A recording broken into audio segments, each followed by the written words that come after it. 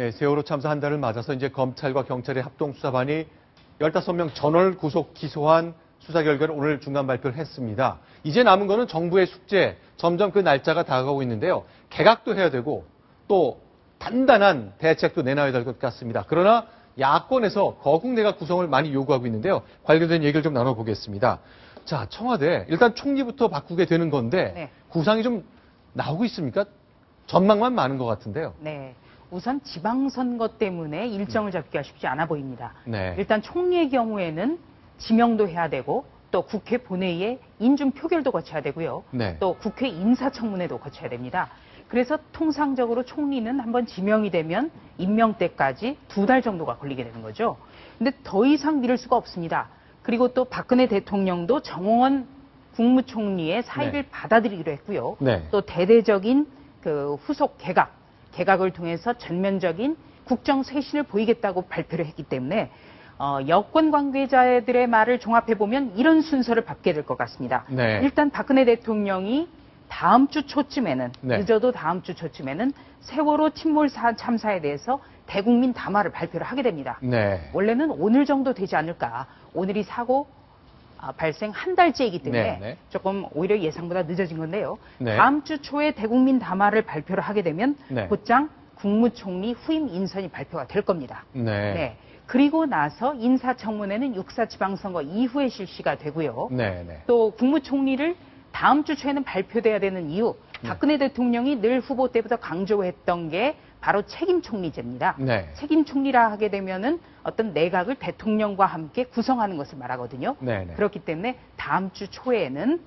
그 후속 인선이 이루어져야겠습니다. 지금 네. 청와대에서는 매일 네. 수석 비서관 회의를 열면서 대통령 담화 준비에 여념이 없습니다. 자, 그럼 결국 눈여겨봐야 될 것이 다음 주쯤으로 예상되는 다음 총리 인선인데요. 정치권 다양한 의견을 내놓고 있습니다. 지금 선거 앞두고 민심의 불똥이 튀는 바람에 다 분주한데요. 일단 새정치민주연합과 새누리당 생각이 이렇게 달랐습니다. 먼저 새정치민주연합의 총리상 어때 하는지 그 생각 한번 들어보겠습니다. 지금까지의 박근혜 정권의 그 내각이 반쪽 정권이었고 반쪽 내각이었지 않습니까? 문재인 후보를 지지했던 사람들이 48%인데요. 이 48%의 사람들의 생각에 대해서 그동안 박근혜 정권이 무시하거나 굉장히 그 반대의 방향으로 나갔던 것이 저는 사실이라고 생각하거든요. 그렇기 때문에 이제부터는 국민 전체를 끌어안을 수 있는 그러한 내각을 구성해야 되는 것 아닌가. 네, 박근혜 대통령을 지지하지 않았고 문재인 후보에게 표를 던졌던 국민 48%. 이분들을 끌어안을 수 있는 총리를 인선해달라 이런 주문을 내놨는데요.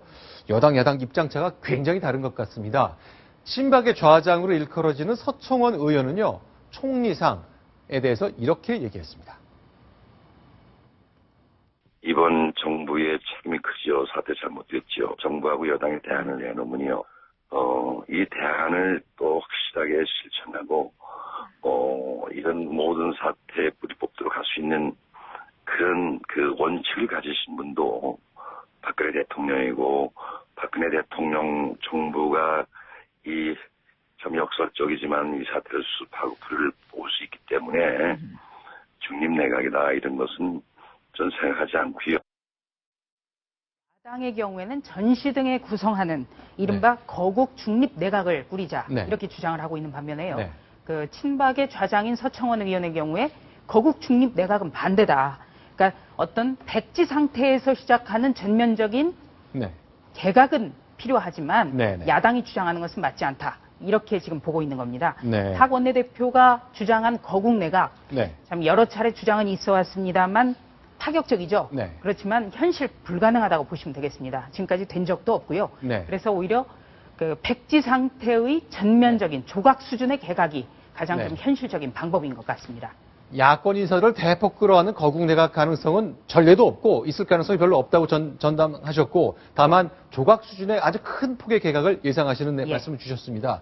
그런데 이제 문재인 의원이 그야말로 박영선 원내대표가 얘기한 지난 대선 때 48%의 지지를 얻었던 문재인 의원 어제 안산 분향소를 찾았는데요. 거기서 여러 가지 생각을 밝혔습니다. 특히 다음 주쯤에는 정부를 비판하는 구상을 밝힐 계획도 있다는 이런 얘기가 나오고 있죠. 네, 그렇습니다.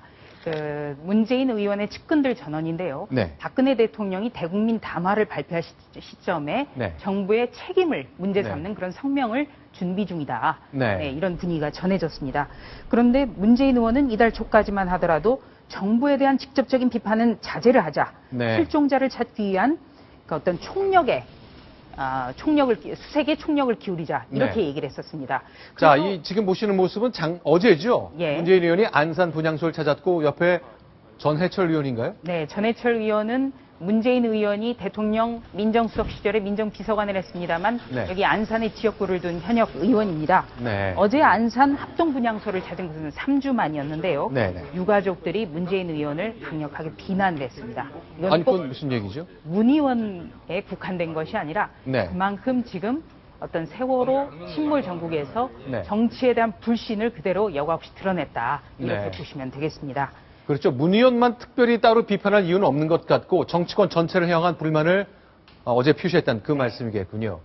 자, 그런데 다음 주에 뭔가 지난 대선의 중심에 섰던 후보로서 의견을 낸다는 건데, 자, 그 관련해서 정부의 그 대책안과 어떤 합일점이 있는지, 어떤 공통 분모가 있는지 좀 챙겨봐야 될 것 같습니다. 무엇보다도 제1야당의 대선 후보를 지낸 분이기 때문에 네. 비판만으로 그치는 것이 아니라 정말 국민들이 납득할 수 있을 만한 대책을 네.